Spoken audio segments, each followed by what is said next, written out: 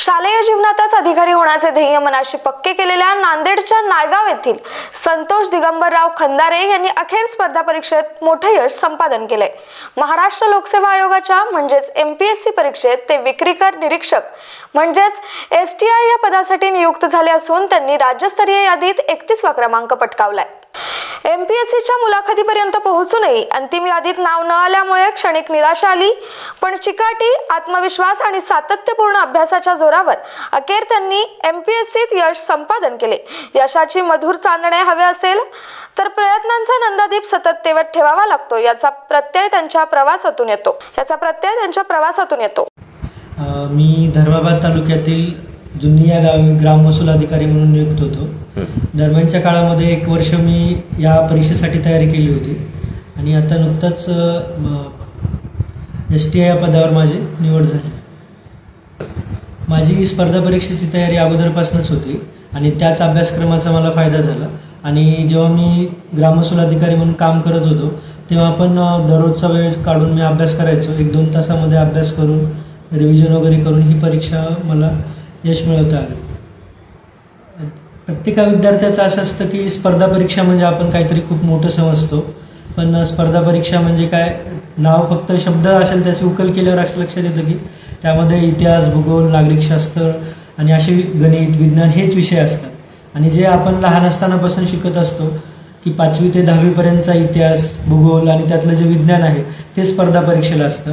तर आपण जर शाळेमध्ये असताना जर हेच विषय आपण पक्के केले तर ते विषय नंतर करण्याची गरज नाही पडत आणि आपण लवकर ह्या स्पर्धा परीक्षेच्या याच्यातून बाहेर पडतो, नाहीतर मग आपल्याला परत तेच विषय घेऊन बसावं लागतं। माझा हा सल्ला असेल की जर तुम्ही शाळेमध्ये असाल, 5वीचे विद्यार्थी असाल किंवा 10वीचे असाल, जो तुम्हाला आत्ता अभ्यासक्रम आहे तोच पूर्ण व्यवस्थित समजून घेऊन आणि व्यवस्थित केलात तर तुम्ही स्पर्धा परीक्षेमध्ये निश्चितच तुम्हाला यश मिळेल।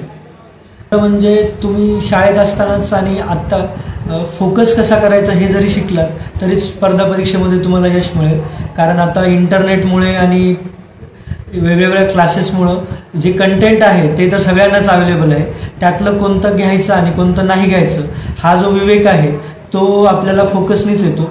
ते एकदा फोकस तुम्हाला आलं की स्पर्धा परीक्षेमध्ये तुम्हाला यश मिळेल। माझं स्पर्धा परीक्षेची जर्नी बरीच लांब आहे। मी पण सुरुवातीचे 3 अटेम्प्ट मी UPSCचे दिले होते, त्यातमध्ये एक मी इंटरव्ह्यू पण दिला आहे।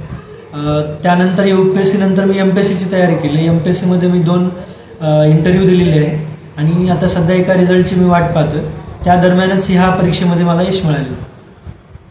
सध्या आपल्याला मोबाईलमुळे आणि बरेच डिस्ट्रॅक्शन्स असल्यामुळे फोकस करणंच खूप अवघड झालेलं आहे। त्यासाठी माझं सजेशन असेल की ध्यान करणं खूप कधी चांगलं असेल आणि लहानपणापासूनच ध्यानाची जर सवय असेल ती वेगवेगळ्या पद्धतीने करता येईल।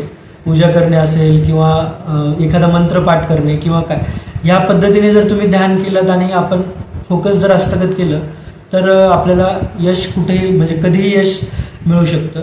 आणि हाच मंत्र स्वामी विवेकानंदांनी पण दिलेला आहे। त्यांनी म्हणाले होते की यशस्वी माणसं आणि अयशस्वी माणसात एकच फरक आहे, ते म्हणजे कॉन्सन्ट्रेशन आणि फोकसचा। आणि कॉन्सन्ट्रेशन आपल्याला लहानपणापासून ध्यान आणि व्यायाम ह्या दोन्ही गोष्टींना आपल्याला मिळू शकतो।